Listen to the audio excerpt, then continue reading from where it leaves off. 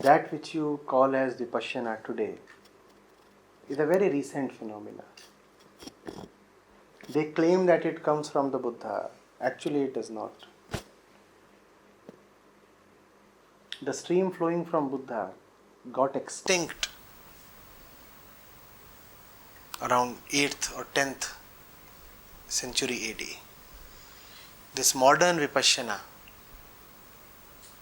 came up in Burma just around 100 years back. And this is not what the Buddha taught. It is very much an improvised thing.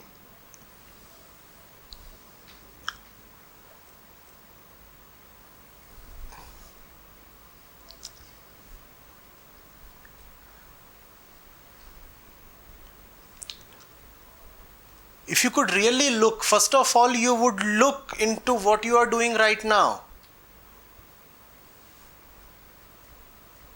Why would you be someone who has the capacity to look at something as subtle as the breath, and yet he is not able to look at something as gross as his actions? It's about looking, right? Observing, Vipassana, observing rightly. The breath is subtle. Actions are so loud. If you could look, what is it that you would first of all look at? Your actions. And if you are able to directly look at your actions, do you really need to look at breath or this or that?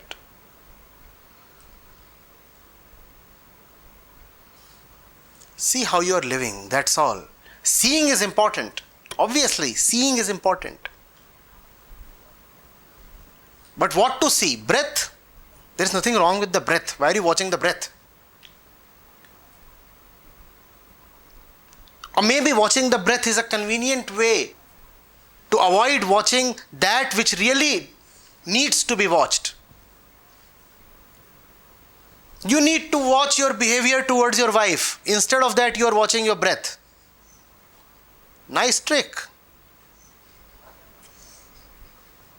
Smart chap.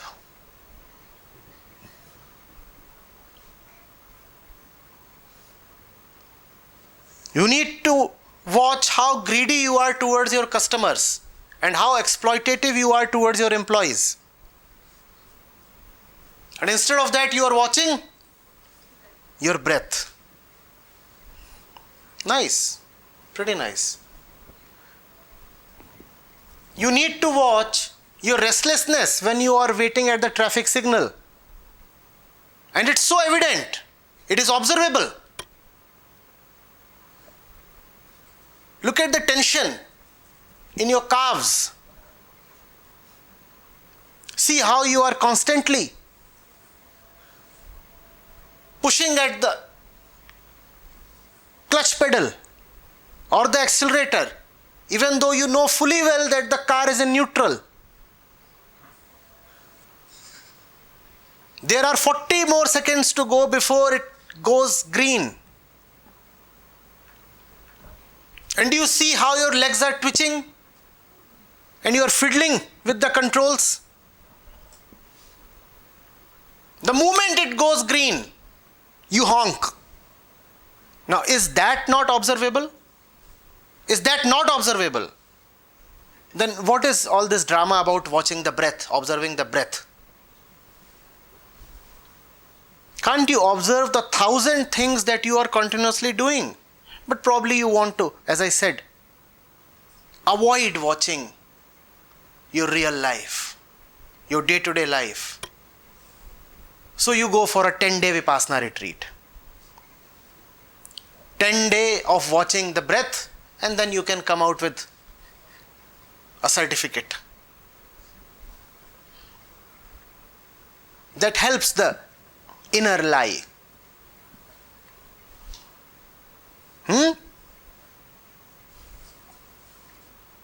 I'm spiritual. Now I can go back to my shop and continue adulterating and looting.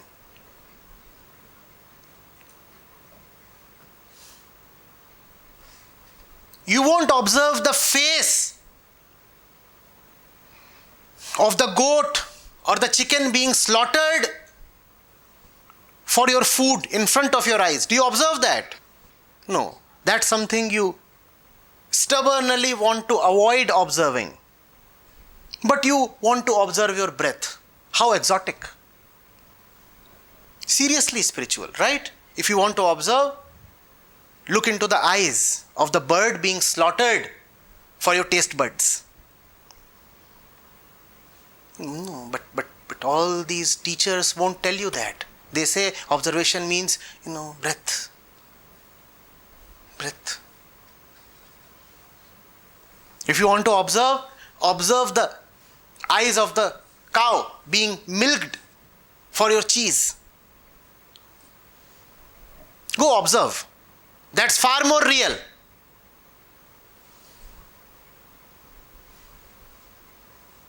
You want to observe your face after freshly receiving a bashing from your boss.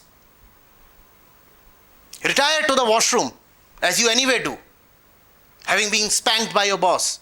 And there, honestly, look into the mirror and observe your face. That's Vipassana.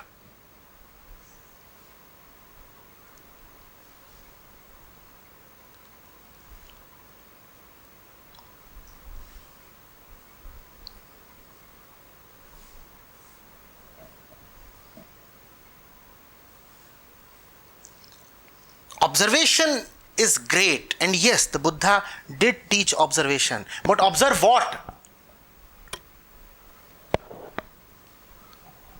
Huh?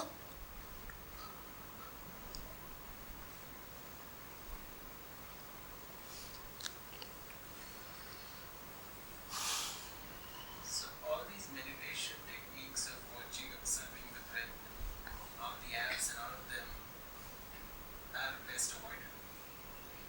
Observe, but observe the real thing. I'm repeating this. But they pose themselves as being great. We don't want to talk about them. We have very little time. Should we spend this time talking about charlatans? And I don't even want to accuse them. They themselves are misled. Maybe they never had a teacher who could tell them a few nuanced things. They are just following the tradition. Their guru was observing the breath. So was his guru. And so now they have opened a shop and all, with all these things happening. And once you have been following a tradition, it becomes very difficult for you to break out. Break away, rather. Because it seemingly becomes a part of you. It becomes a part of you, and what would you tell yourself? That all this while you have been a fool. Not only have you been a fool, your guru and his guru have been a fool. It becomes very, very humiliating to accept this. But it has to be done. Has to be done. And then one needs compassion. One needs to say, after all, they too were mortals, and mortals do make mistakes. Mistakes don't need to be prolonged, stretched. Mistakes need to be rectified. When we do these meditations, like dynamic meditation, it really feels good. Like you feel very light and you feel that you are getting closer to therapy. Definitely feels good. They have a certain value. They introduce you to something beyond yourself. But that's a mere introduction. Beyond that, there has to be intimacy, right? When you're talking of love, does introduction suffice? Beyond introduction, you need intimacy. Where is the intimacy? All techniques just give you a glimpse of something.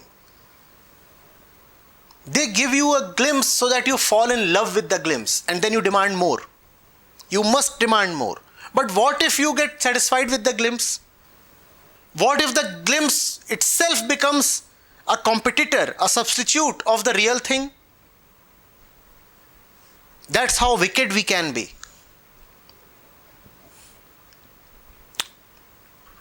You were given a glimpse so that you now take a few extra steps to move into the land of the unknown, the beloved. But instead of that, you get the glimpse and then you retreat, and when you again feel restless, you again take the glimpse and then you again retreat into your habitual world, and then you again feel restless and you take the glimpse. That's how man misuses methods of meditation. So when you are feeling very uneasy within, you use the dynamic method. And then you return to your old world. That's not good. That's not what the creators of these techniques wanted. If you are talking of dynamic, Osho himself categorically said so many times that ultimately you have to give up all methods. His favorite analogy was, once the river has been crossed, you cannot keep sitting in the boat.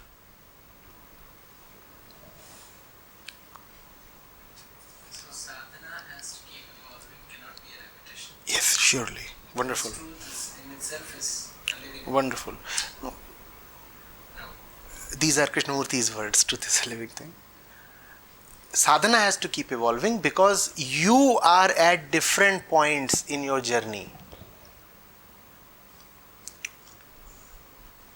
So your movement, your strategy, yourself, all are continuously changing. One thing that was suitable an year back will no more be suitable an year later if you have really advanced. You cannot give class 6 textbooks to a class 8 student, can you? It's as commonsensical as that. How would you know what are those extra steps exactly after you're done with the technique? When you were in class 12th and you were chasing her, how did you know what to do next? How did you know?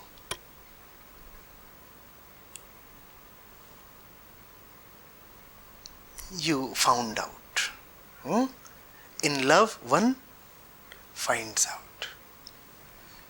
You just got a glimpse of her in the school fest, and she's from some other school, some other class. But you found out everything, including the name of her ex-doggy.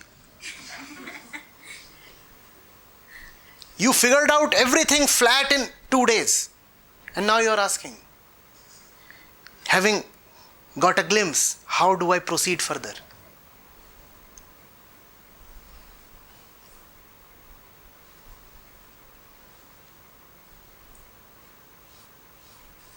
Where is love?